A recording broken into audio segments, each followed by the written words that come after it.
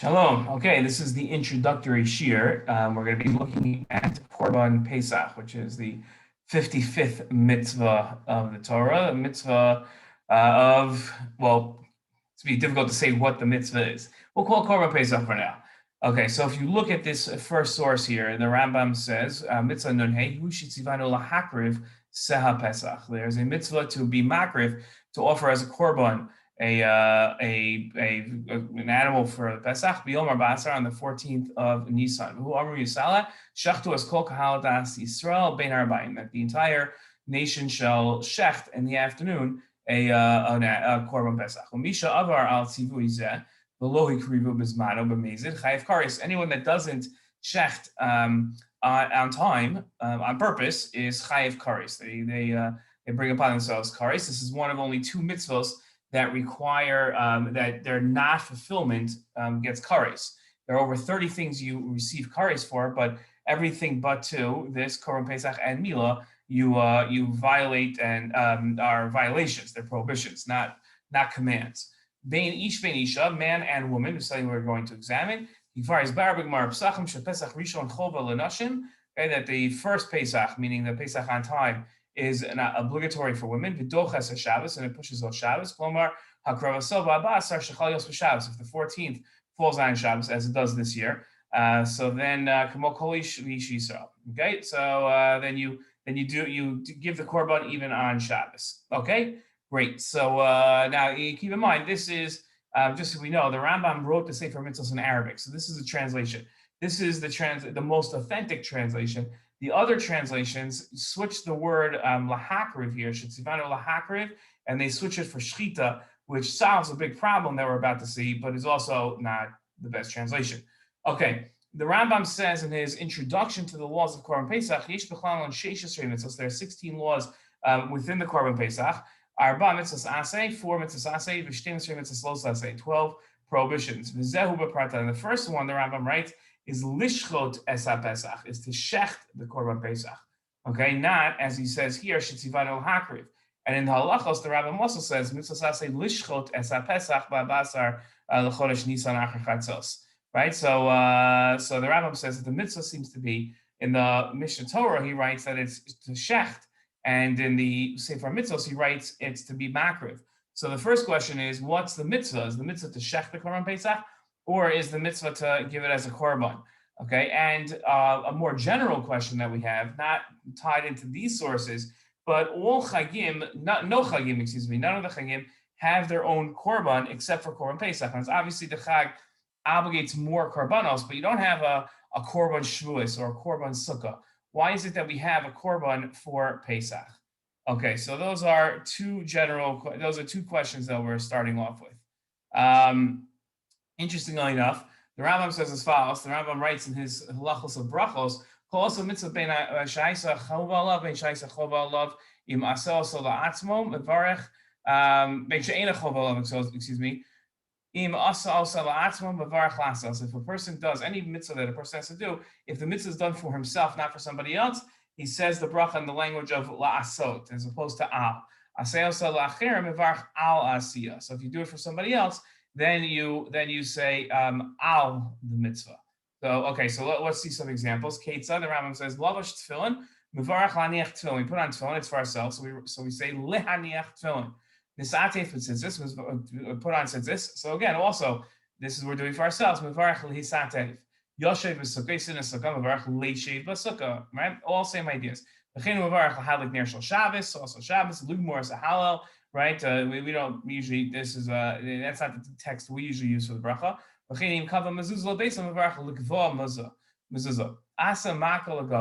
But let's say, right, so it says you make a roof for your house.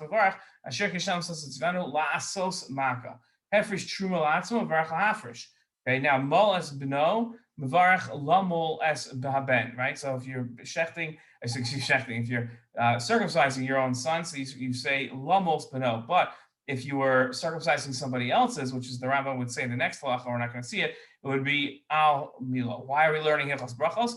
For this next line, shachat pischa, when you shech the pesach mevarach lishchot. So then you say lishchot is the mitzvah. Okay, is the bracha, excuse me. Before you shech the Korban Pesach, you say lishchot. Okay, right? That's the bracha. Lishchot esa Pesach would be the bracha. Why is that so important for us? Okay, so kol mitzvah shasiyasa higmar chiyuva mevarach b'shas asiya. Any mitzvah that the action that you're about to do is the end of the doing of the mitzvah. So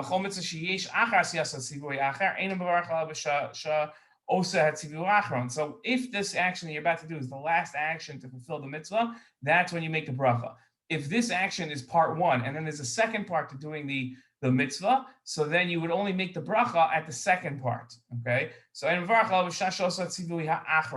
Ketzad ha'osef sukkah or lulav or shofar or tzitzis or tefillin or mezuzah. Right? Let's say you're building a sukkah, you're putting together your lulav, you're cleaning out the shofar, you're tying tzitzis, you're writing tefillin or mezuzah.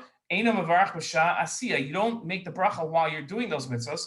Asher Hashem tzvano laso sukkah, like to say, I'm making like that Hashem commanded us to make a sukkah or to make a lulav. There's no bracha like that. A lichtov tefillin, or that you make a bracha on writing tefillin. No such thing. Because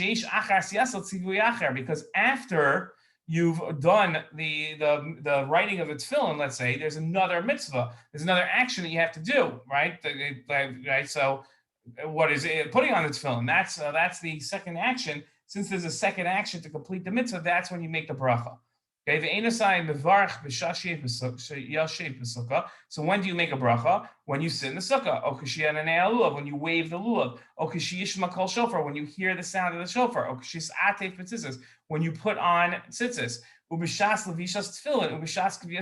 you put on the tefillin, and when you put up the mezuzah. But like a fence, let's say you're putting up, so the building of the fence is the mitzvah. So then what do you do? So that's what you do. You say it, you make the bracha when you're actually building it, because there the building is the last thing. Okay, now let's hit reverse, right? Or rewind, right? So what did we say before? We said that shachat pischo, when you shech the Korban Pesach, so then you make a bracha lishchot esa Pesach, to shech the Pesach. Now, if we go back to the sources before, and our question of is the mitzvah to be makriv or to shecht, is it to shecht or to offer as a korban the Pesach? So if you say that the mitzvah is really the hakravas korban, is bringing the korban up to the mizbeach, is sprinkling its blood like the normal way we do a korban, if that's the mitzvah, then when would you make a bracha? You make a bracha at those points, because those obviously come after shechitah. But we saw the Rambam says that you make the bracha lishchot, which would seem to say that there is no part two to the mitzvah, or part two to the mitzvah is not the main part of the mitzvah. So this is the Rambam very clearly, seemingly broadcasting that the mitzvah is really lishchot, which then asks the question of why would the Rambam in the Sefer Mitzvos write that the mitzvah is to be makriv the korban. Okay. The psukim that command us in the Korban Pesach say as follows. Right, so the psukim come from the first Pesach in Mitzrayim, right? Because that was the first Korban Pesach that we had. When before they were emancipated, they had a big dinner. The dinner was the Pesach Seder. When the Pesach Seder was over, that's when everybody went out. Dabru kol ba'adas Yisrael lemor ba'asar l'chodesh hazeh v'kchulam ish sel lebeis avos sel lebayis. So the command to take a sheep and bring it to your house on the 10th of Nisan, 5 days before the emancipation, 4 days before the shechitah Korban. Here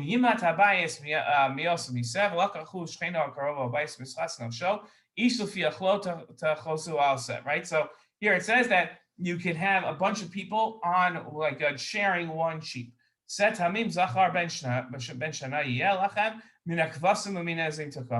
thing has to be, the animal has to be 1 year old, has to be a male animal. Okay, and that's where you take it from your sheep.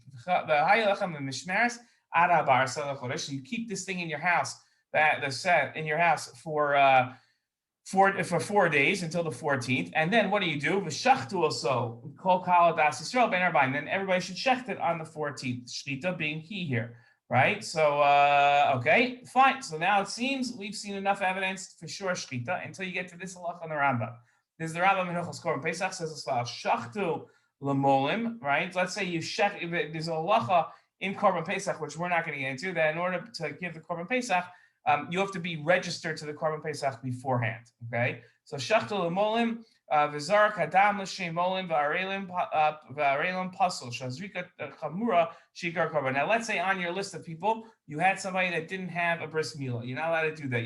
The Korban Pesach can only be somebody that has bris milah, and you can't register somebody that that's not worthy of eating the Korban Pesach or being part of the Korban Pesach. If he's registered on your Korban Pesach, then the whole thing goes out, right? So that's what he's saying. He's saying shachtu l'molim v'zarko adam, right? And so part of the hakrava of any offering is you take the blood of the animal, you collect it after the shechitah, and then you sprinkle it onto the mizbeach. Okay, that's called zerikas hadam. That's a key part of offering any korban. So if you do this, right, for somebody that does not have bris milah, so it's pasul, right? If you do that at the time, if you do zerikas hadam already at that point, then the korban is pasul. Now, why is it at the point of zerikas hadam? So it says the Rambam, shazrika chamura shehi ikar korban, because zerika, the sprinkling of the blood, that's the chamur part, and that is the ikar hakorban.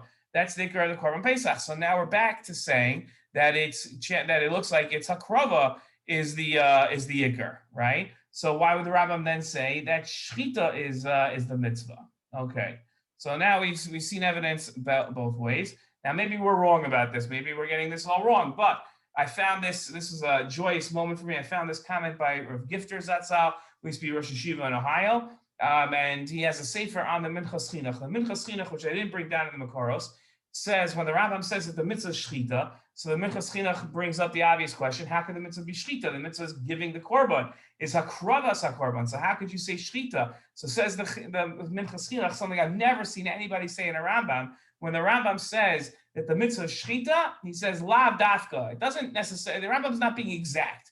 Now the whole way we learn the Rambam is that the Rambam is being exact. So I thought maybe I was crazy. So for days I was trying to figure out, could the Rambam really be not exact? Does that make any sense? I don't know. So kasav chinuch. Now he's not talking about the minchas chinuch. He's talking the sefer chinuch. Lishchot biyom yadal. The mitzvah is to shecht. Mishum datzivui kasav v'shachto is called das Yisrael bein arbaim. Very simple, because we saw in the pasuk says to shecht, and therefore the mitzvah is to shecht.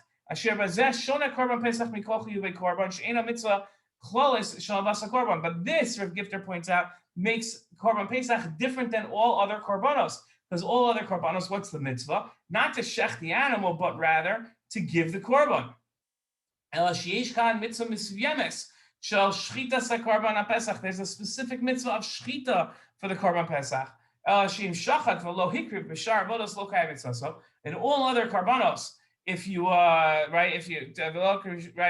didn't do the krava, you just shechted, right? So that doesn't work. Here, there's an actual inyan. There's an idea of just a shechitah.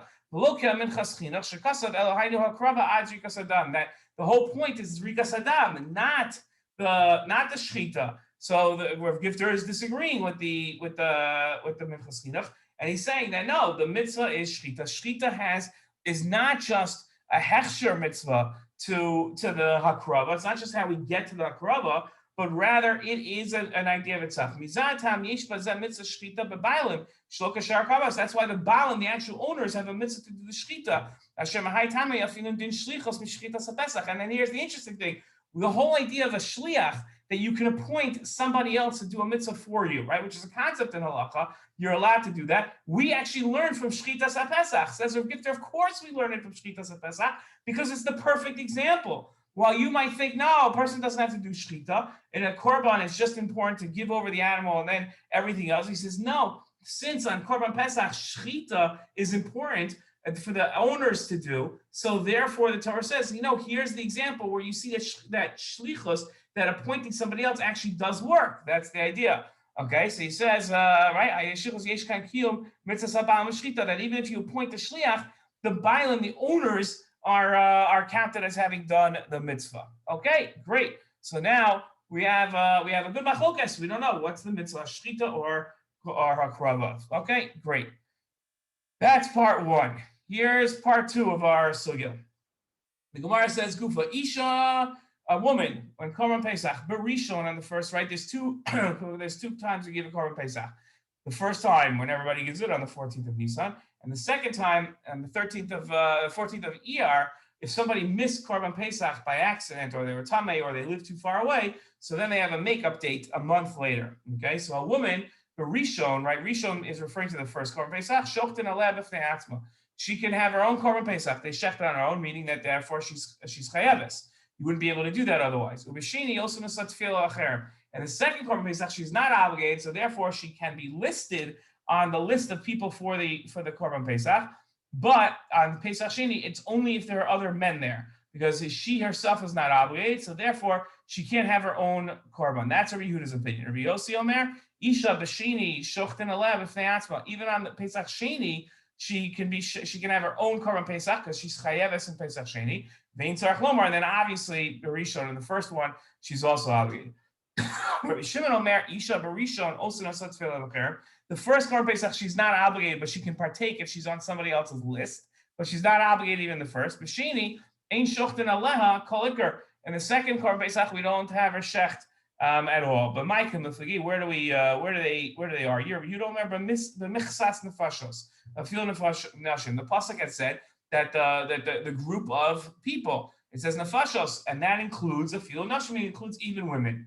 Rabbi Shimon says, where does he get his opinion that women are not obligated, and that right in Korban Pesach? Rabbi Shimon actually barishon ish.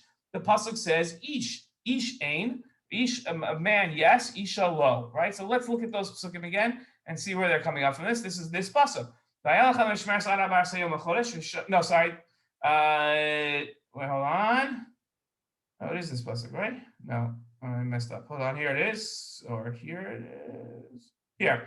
Pasuk down. Ve'im yimat habayis mios misev lakachu shcheno akarvo beiso b'michsas nefashos. Right, with all the people that are listed on this thing. But then it says ish l'fiachlo. Then it says man. So Rabbi Yehuda is paying attention to this pasuk, to these two words, michsas nefashos, which is even women. And then Rabbi Shimon says, but hold on a second, qualifies it. It says ish. It says man. So that does not include women in the chiyuv of Korban Pesach. Okay, so that's our Gemara. Okay, so the question is, how do we explain Rabbi Yehuda and Rabbi Shimon? We're not going to look at Rabbi Yossi because he's just a variation on Rabbi Yehuda's opinion. So how do we understand Rabbi Yehuda that says that women are chayeves? And how do we understand Rabbi Shimon that says that women are paturos, that they're exempt from Korban Pesach? Okay? And the second question is, how do we understand the machlokas between the two? What are they actually disagreeing about? Okay. Then, the Mari Korkus, who's a Rishon on the Rambam, he writes as follows. He says, Mishum tahave mitzvah sasei mon grama. Now, here's the interesting thing, right? It's all one of these questions of, wait a minute, hold on a second, this is obvious. Korban Pesach is chayav on Yudalad Nisan. It's a date. It's a time-generated obligation. Women are exempt from time-generated obligations. Why does Rabbi Shimon need a pasuk? Rabbi Shimon should just get up and say, hey, Rabbi Yehuda, nice that you think that women are obligated because it says the michsas nefashos, right? And nefashos could be a lot of different genders. But really, the truth is that no, it's a mitzvah sensation as grama. It's a time-generated mitzvah, so there is no other obligation. So what are you talking about, right? That's what he should say. So why doesn't he say that? So he says it's just boy. So since this pasuk includes them, right? Michsas nefashos includes them. The gam shalol right? So then you need one to exclude them. So then Rabbi Shimon needs a pasuk to exclude them. In other words, Rabbi Shimon really agrees that michsas nefashos does seem like it includes women, and women that would seem to say that women are included. But then he has a pasuk that excludes it. Now I gotta stress, psukim aren't actual proofs. There's concepts are proofs. Psukim just tell us that there is a concept out there. So the real debate here, we're going to spend a lot of time on this methodological point in Shiur, is not that they're arguing about there's a pasuk or not. The question is, what's the concept here? Meaning, Rabbi Yehuda comes along and says there's something that obligates women. There's a concept that obligates women. Rabbi Shimon says there's a concept that doesn't, that exempts women. And then Rabbi Shimon, though, agrees that the concept that Rabbi Yehuda brings is strong enough to require a different concept to exclude them, that just simply saying it's a time-bound mitzvah is not strong enough. Okay, fascinating Tosfos here. Tosfos asks as follows. Shiur refrain. He's asking about Mila and whether women are chayeves in Mila. Okay, and Mila, bris Mila, we're going to see, is actually also a time-generated mitzvah because you can only do bris Mila during the day.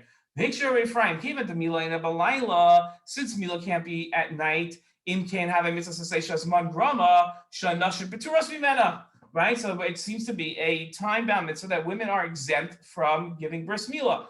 Vim kain kasha, right? So then I have a question. Lama live parakam kedushin krada oso Lomar Deisha Eina Chayaves Lomo.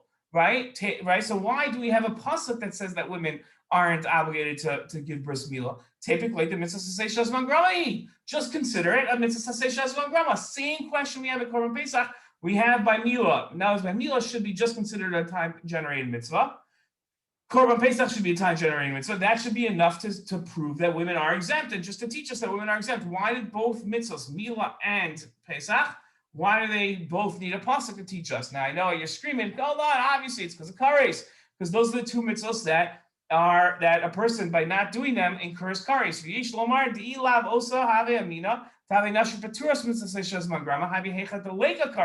When you say that a woman is exempt from a time-generated mitzvah, that's only in a mitzvah that doesn't have kares. Dumi the matzah, the simcha, the hakel, the leis blue kares.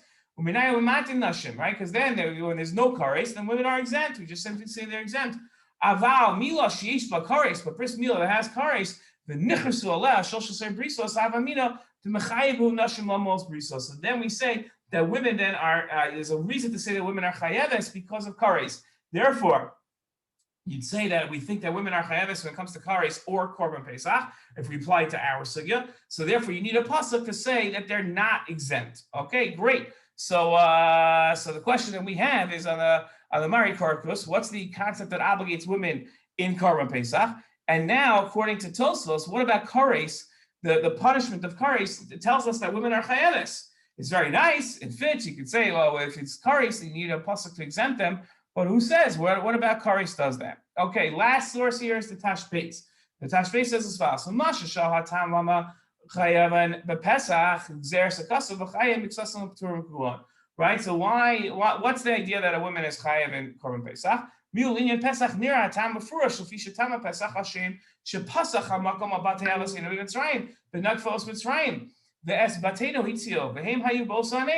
So we have a general obligation that we say when it comes to Chanukah, when it comes to Purim, that if there's a time-bound mitzvah that women, that celebrates a miracle or salvation, that women were part of the miracle, that women are chayeves in that mitzvah. So a woman, you should say, is exempt from Megillah, but since she was included in the miracle of Purim, so we say that women are chayeves in hearing the Megillah.